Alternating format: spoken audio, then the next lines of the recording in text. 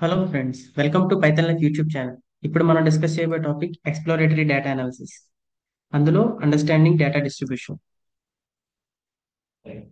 Why analyse data distribution helps understand data patterns before modelling.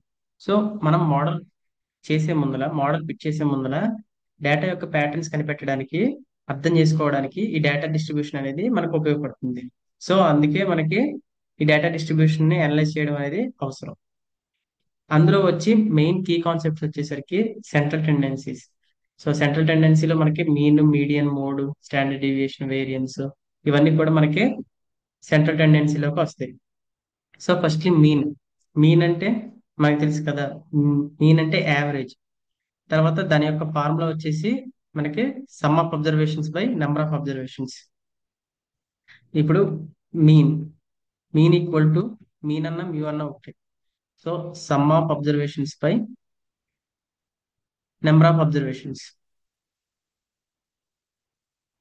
So ఇది మనకి mean. So ఇది చేస్తే మనకి మీన్ వస్తుంది. ఇప్పుడు ఫర్ ఎగ్జాంపుల్ మనకు ఒక 3 నెంబర్స్ ఉన్నాయి. ఈ దీనికి మీన్ కట్టాలంటే ఎలా? 1+2+3 బై మొత్తం టోటల్ నెంబర్ ఆఫ్ అబ్జర్వేషన్స్ ఎన్ని? 1 2 3. So 3 equal to 3+3 6/3 equal to. So ఇది మనకి యావరేజ్. సో ఇక్కడ దీన్ని మనం ఆ, ఈ డయాగ్రామ్ లో మనం చూడొచ్చు. మీన్ అనేది ఈ విధంగా ఉంటుంది. ఇక్కడ మొత్తం డేటా డిస్ట్రిబ్యూట్ అయి ఉంది.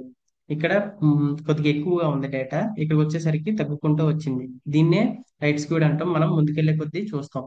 ఈ డేటాలో మనం మీన్ కనిపెట్టాలంటే ఇది బ్యాక్ ఎండ్ లో ఈ ప్రాసెస్ అంతా జరుగుతుంది. ఇక్కడ మనకు కనపడేదే ఇదే మీన్. సో ఇది మీన్. దాని తర్వాత మీడియన్. మీడియన్ అంటే mid value. So median is the mid value of the distribution. ఇక్కడ చూసుకుంటే ఇటు చూసుకున్నా సరే 50% ఉంటుంది. సో ఇప్పుడు మనం ఫర్ ఎగ్జాంపుల్ ఏదైనా డేటా ఉంది, ఒక 2 3 5 6 8 ఇలా మనకి 5 డేటా పాయింట్స్ అయితే ఉన్నాయి. దీనికి మీడియన్ కనిపెట్టమంటే ఎలా కనిపెడతాం? Median is the mid value. So ఇక్కడ మొత్తం మనకి 1 2 3 4 5 వాల్యూస్ ఉన్నాయి. ఇందులో మిడ్ వాల్యూ ఏంటి? మిడ్ వాల్యూ 3 కదా, అంటే ఇది 5.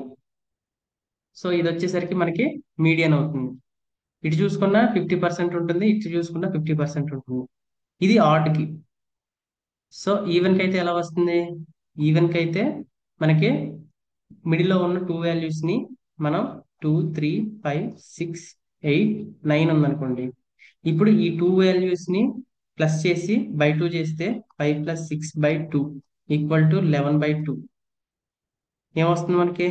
Equal to 5.5. ఇది మనకి మీడియన్. సో మీడియన్ లో మనకి ఈ విధంగా వస్తుంది. సో ఇదే మీడియన్. టూ హాఫ్ ఏ ఉంటుంది, ఇటు హాఫ్ ఏ ఉంటుంది. సో రెండు ఈక్వల్ పార్ట్స్. దాని తర్వాత వచ్చేసి మోడ్. మనకి మోడ్ వచ్చేసరికి most repeated value, repetition. So ఇది మోడ్. మోడ్ ఇక్కడే ఎందుకు చూపిస్తుంది అంటే రెడ్ లైన్. ఇక్కడ చూస్తే మోర్ పీక్డ్నెస్ ఉంది, అంటే ఎక్కువగా డేటా పాయింట్స్ అనేవి ఇక్కడే ఉన్నాయి. సో అందుకే మనకి మోడ్ అనేది ఇక్కడ చూపిస్తుంది. ఇక్కడికి వెళ్ళే కొద్దీ తగ్గుకుంటూ వచ్చింది.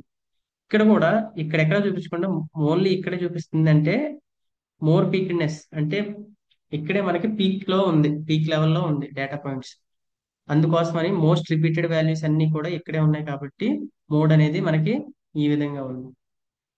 సో నెక్స్ట్ వచ్చేసరికి ఫస్ట్ దీన్ని క్లియర్ చేసుకుందాం.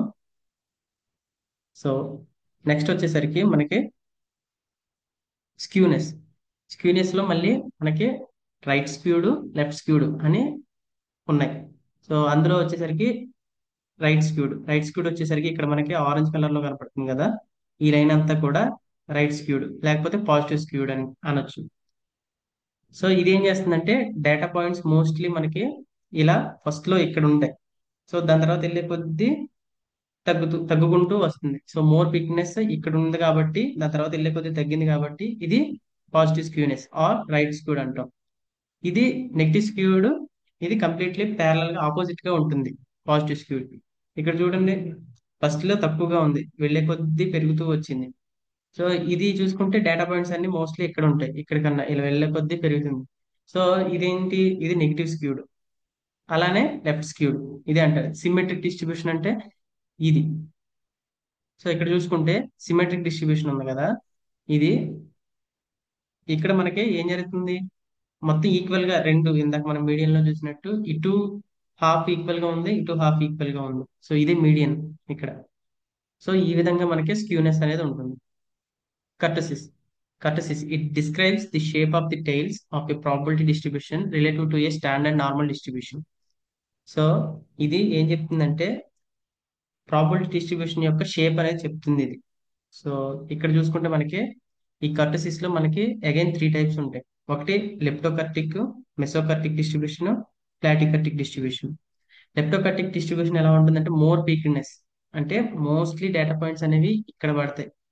సో డేటా తక్కువ స్ప్రెడ్ అయి ఉంటుంది.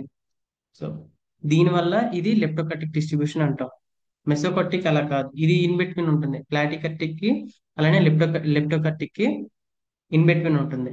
ఇది మోర్ పీక్నెస్ ఉండదు, అలానే తక్కువగాను ఉండదు, ఇన్ బిట్వీన్ ఉంటుంది. సో మెసోకర్టిక్ డిస్ట్రిబ్యూషన్ అంటారు దాన్ని.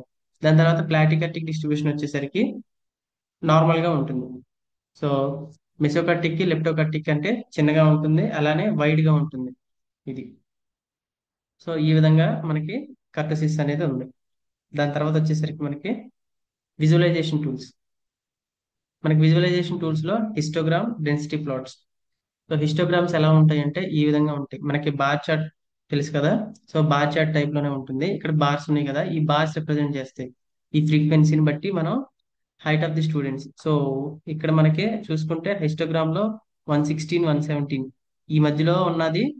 ఈ బార్ హైట్ ఎక్కువగా ఉంది, అంటే ఎక్కువగా ఈ రేంజ్ లో ఉన్నారు, హైట్ ఆఫ్ స్టూడెంట్స్ ఎక్కువగా ఈ రేంజ్ లో ఉన్నారని తెలుస్తుంది. ఇది ఫ్రీక్వెన్సీ, అంటే ఎన్నిసార్లు రిపీట్ అయ్యారు స్టూడెంట్స్ అని, అంటే 8 మంది స్టూడెంట్స్ ఈ బార్ కి రిప్రజెంట్ చేసేది ఈ విధంగా.